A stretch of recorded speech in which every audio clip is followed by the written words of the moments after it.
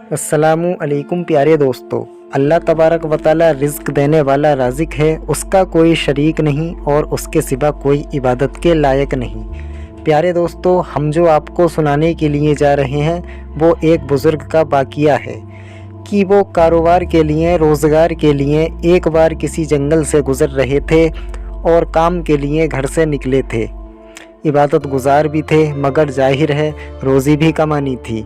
अचानक उन्होंने एक मंज़र देखा। एक लोमड़ी है, बड़ी फरमा है, तरोताज़ा है, उसके हाथ पैर भी नहीं हैं और वो अंधी भी है।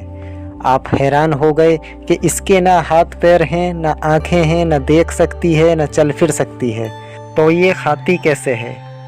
उसके खाने पीने का इंतज़ाम कैसे होता होगा? इसी कसमकस में आप वहीं पर बैठ जाते हैं और अचानक आपने देखा कि ज़मीन शाग हुई और 2 प्याले निकले, एक शहद का और एक दूध का। मगर फिर आप सोचने लगे कि ये प्याले लोमड़ी तक पहुँचेंगे कैसे? अब क्या हुआ, थोड़ी देर बाद उन्होंने देखा कि करीब ही पहाड़ से एक सफ़ेद चेहरे वाले नूरानी बुज़ुर्ग ऊपर से तशरीफ़ लाए और अपने हाथों से लोमड़ी को ये दोनों प्याले पिलाए।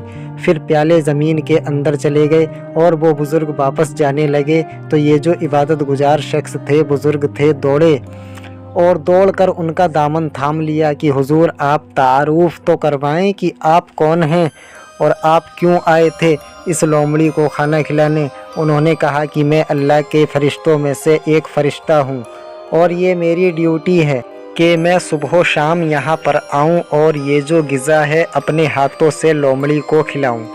यह सुनकर उन बुज़ुर्ग की तो तबीयत ही चेंज हो गई कि जो रब इस लोमड़ी को इस हाल में भी रोज़ाना खाना दे सकता है, वो तो मुझे भी रिज़्क देगा। मुझे क्या ज़रूरत है कि काम काज के लिए तकलीफ़ उठाने की। फिर आप जंगल में चले गए और अल्लाह की इबादत में मशरूफ़ हो गए।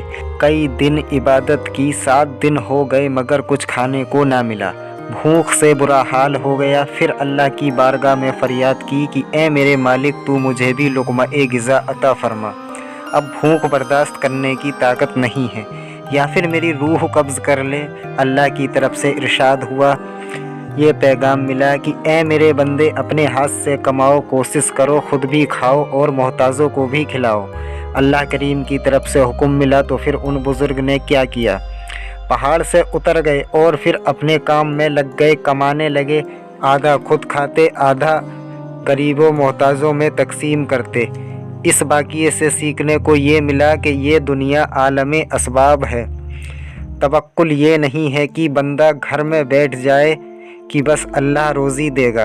यकीनन रब रोज़ी देने वाला है, मगर उसी ने इस दुनिया में असबाब बनाए हैं और हमें अपने हाथों से काम करने का हुक्म दिया है। तो हम लोगों को कोशिश करनी है, और हाँ, कोशिश करके जो मुकाम आप हासिल करें उसी को सब कुछ ना समझें कि मेरी दुकान है इसलिए मुझे रिज़्क मिलता है। नहीं, रिज़्क जो है वो अल्लाह जबजल ही अता फ़रमाता है। भरोसा हमें अल्लाह पर हो और उस दुकान पर नहीं। तो उम्मीद है आप लोगों को ये सारी बातें अच्छे से समझ आ गई होंगी। अल्लाह तबारक व तआला से दुआ है कि हमें हलाल रोज़ी कमाने की तौफ़ीक़ अता फ़रमाए। आमीन या रब्बुल आलमीन। तो प्यारे दोस्तों, आज की वीडियो में बस इतना ही। वीडियो को लाइक करते हुए चैनल को सब्सक्राइब कीजिएगा और वीडियो को शेयर कीजिएगा।